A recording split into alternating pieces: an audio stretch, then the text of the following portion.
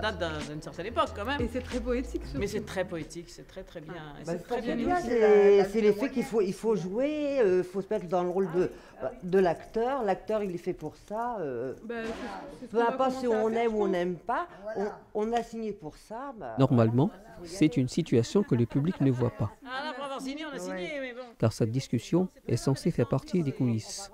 On voit les acteurs qui arrivent en répétition, on voit le premier rendez-vous, la première lecture, les doutes qu'ils peuvent avoir sur est-ce qu'on comprend l'histoire, est-ce que c'est difficile le texte, c'est difficile, la difficulté qu'est pour une personne de faire du théâtre.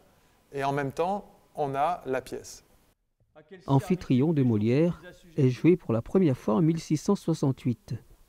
Pour cette représentation, le metteur en scène s'est laissé aller à quelques fantaisies. Retiens la nuit pour nos cœurs dans sa course vagabonde. Serre-moi fort contre ton corps. Il faut qu'à l'heure des folies, le grand amour et le jour jusqu'à la fin de la nuit. On va lire l'acte 1 et j'imagine que certains se sont déjà projetés dans certains rôles. Donc vous allez pouvoir choisir aujourd'hui de votre rôle, d'accord? Donc moi je prendrai le rôle de sosie, valet d'Amphitryon. Ah oui, il faut que je vous dise aussi qu'un comédien joue le rôle de Molière, qui intervient sur scène. Et on joue sur du vrai-faux, à savoir est-ce que Molière serait un metteur en scène contemporain ou est-ce que Molière est un metteur en scène classique. Mon amour, cher Alcmène, voudrait n'y voir entrer rien de votre devoir.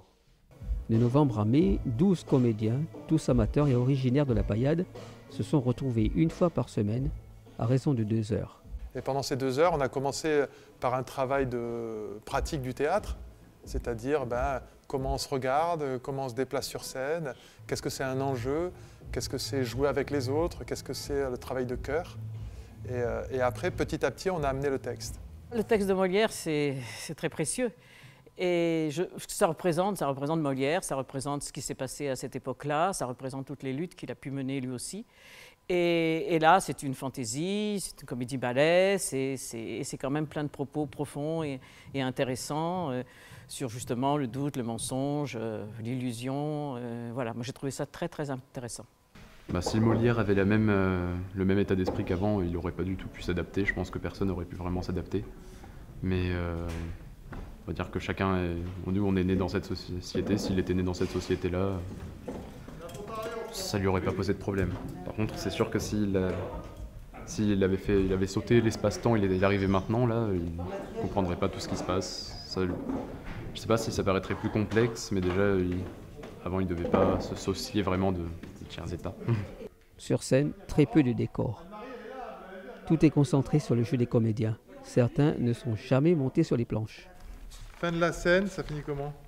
Enfin, je l'ai fait cuire et sous ce traitement de beaucoup d'action et l'aventure scène. Ok. Cette création partagée a été présentée au public les 14 et 15 mai au théâtre Jean Vilar à la Paillade. Pour tous les participants, ce fut avant tout une grande aventure humaine. 3 bateaux s'en vont dansant et faisant une ronde avec un oiseau, 2 oiseaux, 3 oiseaux s'en vont chantant.